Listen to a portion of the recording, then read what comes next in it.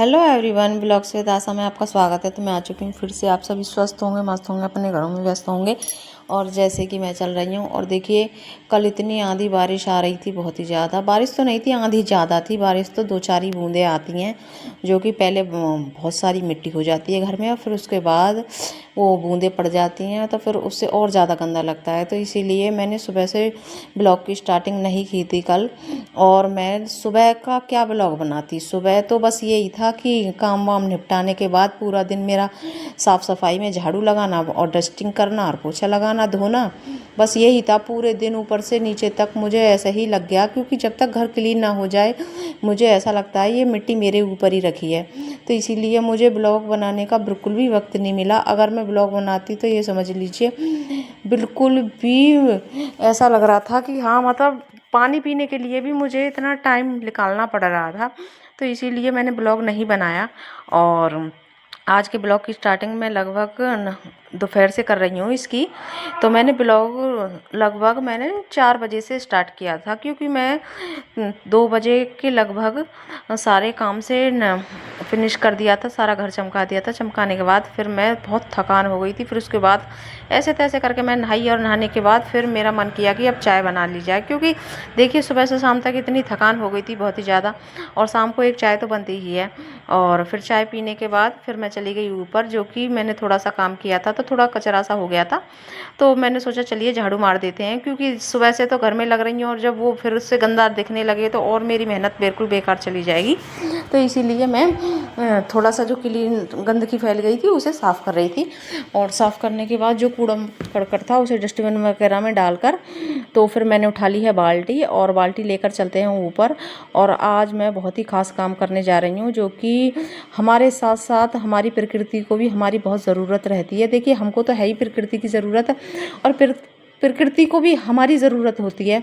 तो देखिए, उसी के लिए मैंने पहले से एक इंतज़ाम करके रखा हुआ था। 2-3 दिन पहले मैंने ये जो प्याज होती है, जो सूखे उनके छुक्कल होते हैं, वो मैंने पहले स्टोर करके रखे होते हैं। और फिर ज़्यादा से हो गए थे तो उसके बाद मैंने एक डिब्बे में ये इसमें डाल दिए थे। तो देख सकते हो आप, इन्होंने 3 दिन हो गए लगभग इन्हें। तो इनका जो पूरा ना काम था इन्होंने कर दिया।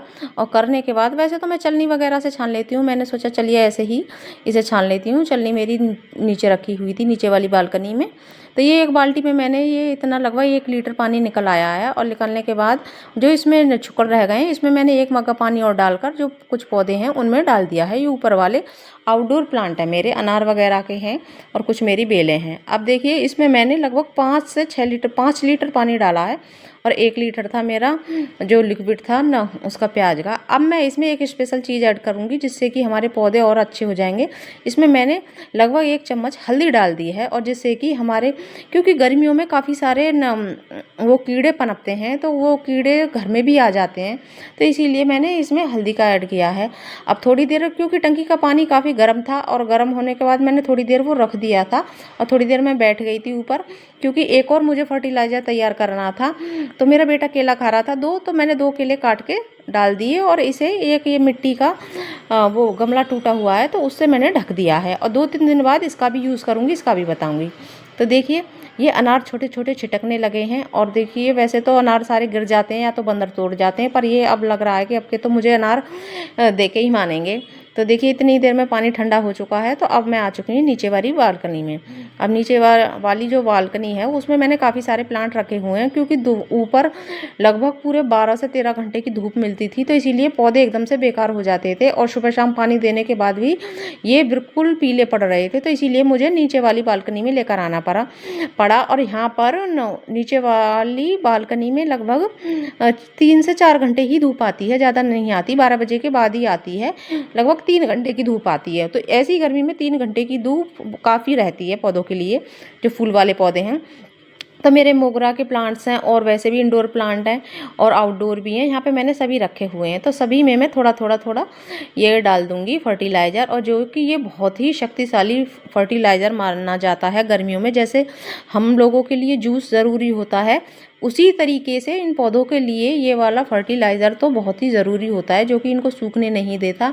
और जिस तरीके की गर्मी पड़ रही है उस हिसाब से तो ये समझ लीजिए मिट्टी ऐसी हो रही है बहुत ज़्यादा सूखी सूखी सी। सुबह पानी लगाती हूँ तो दोपहर तक एकदम सूख जाती है मिट्टी सारी, और पौधा एकदम मुरझा जाता है, और जो फूल खिलने होते हैं वो भी बेकार हो जाते हैं। तो इसीलिए मैंने नीचे वाली बालकनी में लगा दिया था, और कुछ मेरे अंदर रखे हुए थे उनमें भी मैंने डाल दिया था ये वाला फर्टिलाइज़र, तो एरिका पाम वगैरह में।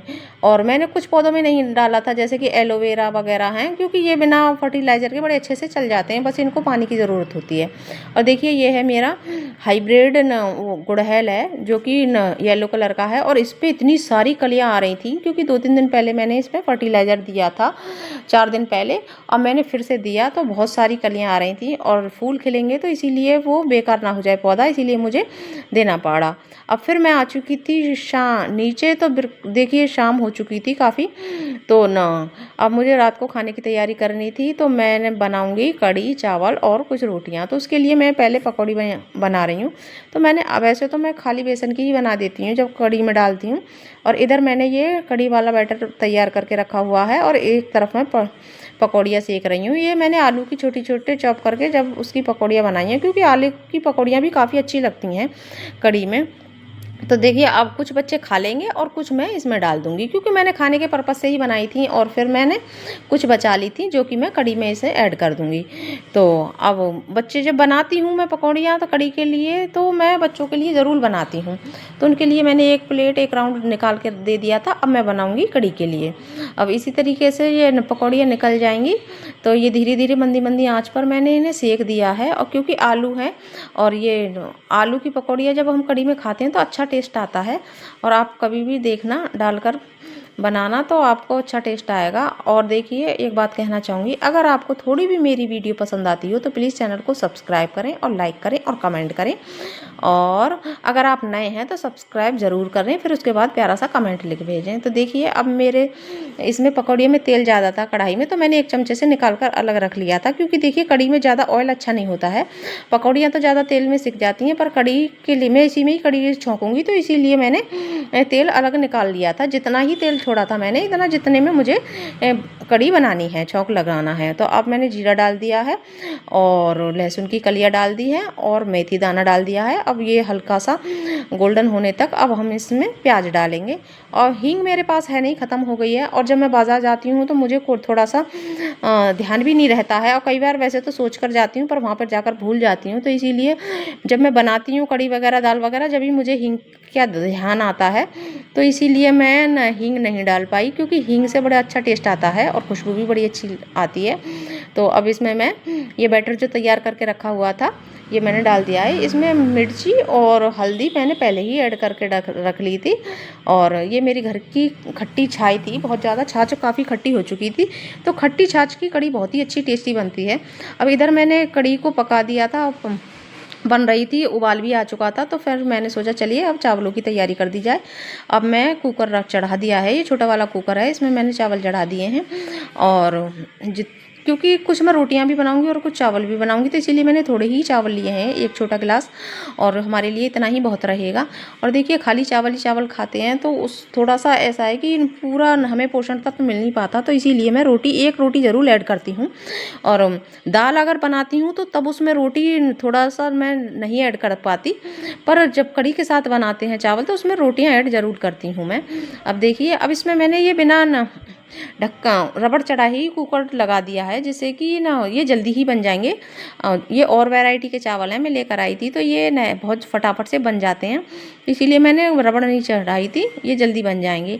और इधर ही मेरी कढ़ी बनकर तैयार हो गई थी, मैंने पकौड़ियाँ डालकर अलग रख दी थी, और चावल भी मेरे बन चुके थे। अब मैं बनाऊँगी रोटियाँ, जो कि 3 से 4 ही रोटियाँ बनाऊँगी, ज़्यादा नहीं बनाऊँगी, और क्योंकि हम एक एक ही रोटी लेंगे तो इधर मेरी रोटी बनकर तैयार हो चुकी है और रोटी बनने के बाद फिर मैं लगाऊंगी खाना, और खाना लगाने के बाद फिर मैं खाऊंगी और खाकर फिर फटाक से सो जाऊंगी, क्योंकि मुझे काफ़ी सारी थकान हो रखी है।